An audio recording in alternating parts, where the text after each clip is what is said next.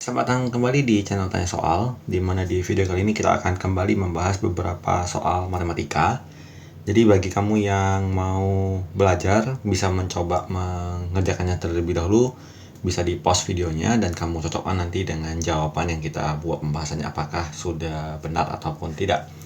Kita mulai dari soal pertama, jika 2 log P pangkat 6 dikurang 2 log Q pangkat 2 sama dengan 8, dan 2 log P tambah 2 log Q sama dengan 12, maka Q log P sama dengan berapa? Jadi konsep yang kita gunakan adalah ketika kita menuliskan A pangkat M logaritma dari B pangkat N, itu maka hasilnya sama dengan N per M dikali A log B. Jadi karena di sini 2, kita anggap ya 2 pangkat 1, berarti ini jadi 6 per 1, berarti jadi kita rombak ini menjadi 6 dikali 2 log P dikurang, ini juga sama, ini 2 pangkat 1, ini Q pangkat 2, menjadi 2 dikali 2 log Q sama dengan 8. Kemudian yang ini tetap 2 log P ditambah 2 log Q sama dengan 12. Kita perhatikan kalau mau kita kerjakan, bisa kita eliminasi dengan cara persamaan yang kedua, kita kali 2. Ini menjadi 2 dikali 2 log P ditambah 2 kali 2 log Q sama dengan 24. Persamaan 1 dan persamaan 3 ini kita eliminasi dengan cara kita tambahkan, sehingga 2 log Q nya habis, menjadi 8 dikali 2 log P 8 kali 2 log P sama dengan 8 ditambah 24 menjadi 32.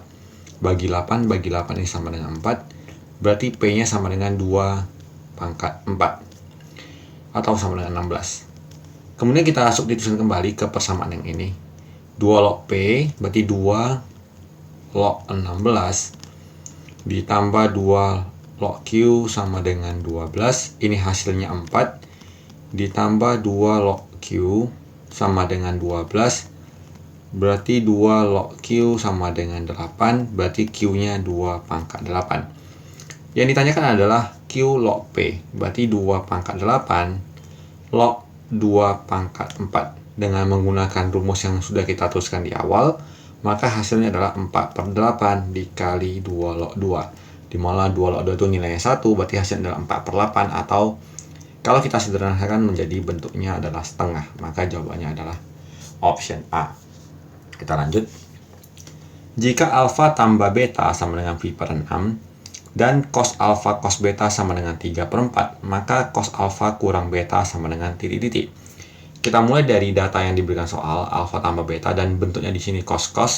Berarti kita coskan nilai dari alfa tambah beta.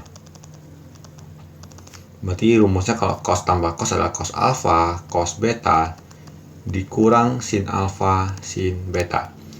Karena nilai alfa tambah beta adalah pi per 6 atau 30 derajat, berarti cos 30 adalah akar 3 per 2 sama dengan 3 per 4 dikurang sin alfa sin beta. Kita tuliskan berarti sin alfa sin betanya sama dengan 3 per 4 dikurang akar 3 per 2.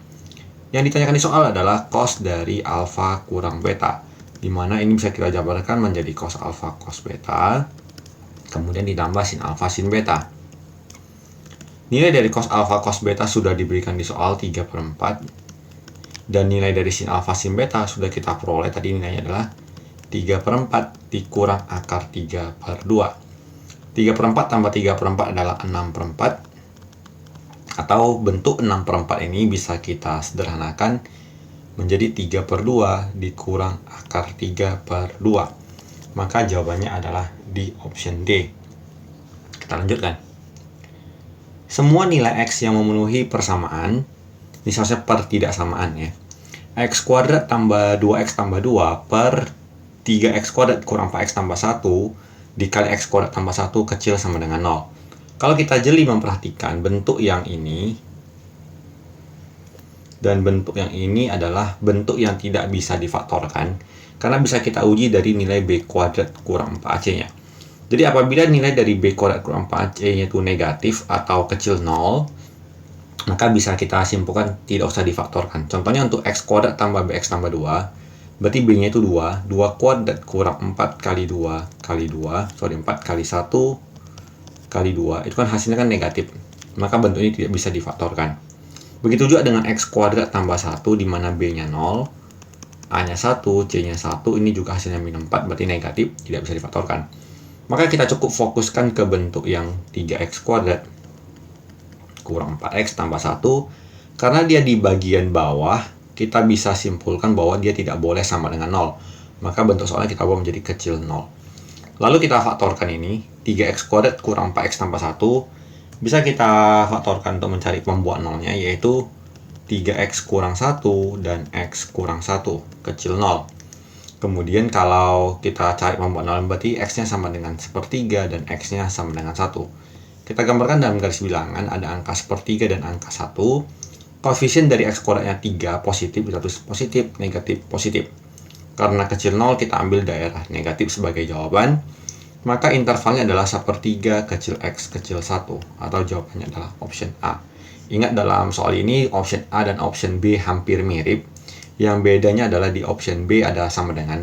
Dan karena tadi di awal kita sebutkan bahwa penyebutnya itu berasal dari pembuat nolnya, ya tidak boleh sama dengan 0, maka ini menjadi pembuat salah dari si jawaban option B.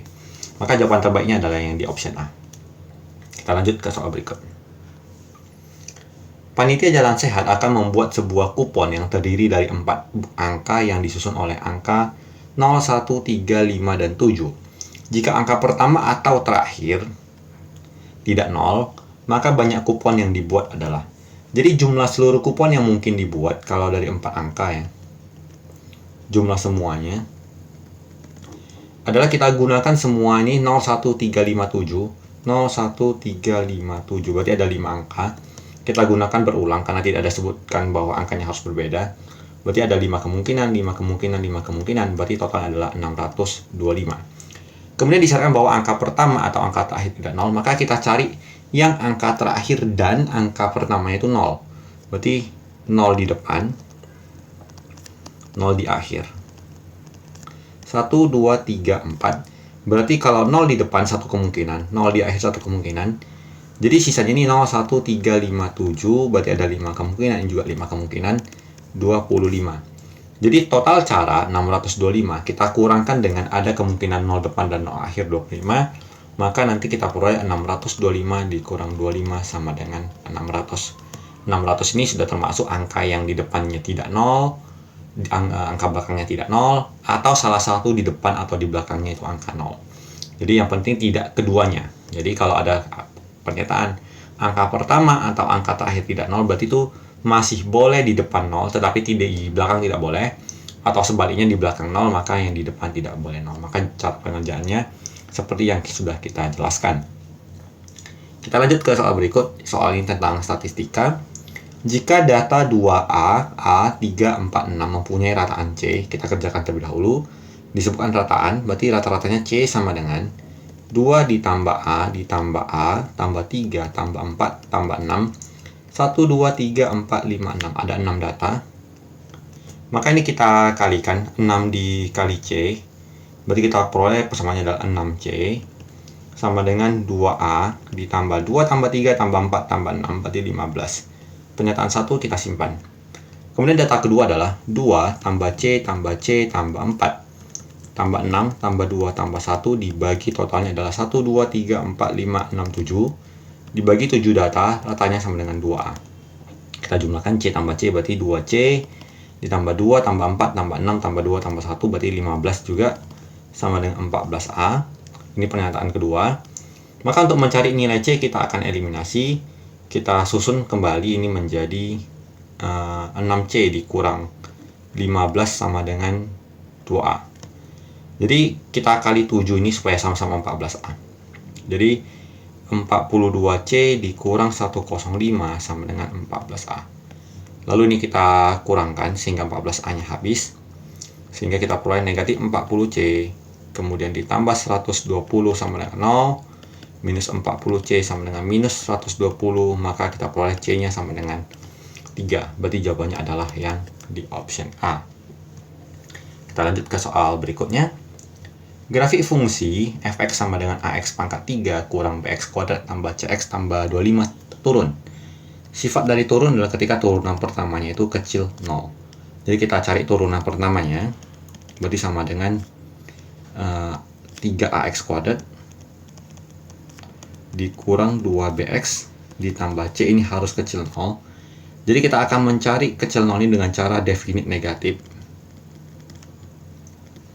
dimana koefisien x kuadratnya si 3a ini harus kecil 0, berarti a nya kecil 3, dan nilai b kuadrat kurang 4ac nya kecil 0, dimana b nya ini adalah min 2b kuadrat kurang 4 kali a nya adalah 3a, dan c nya tetap c kecil 0.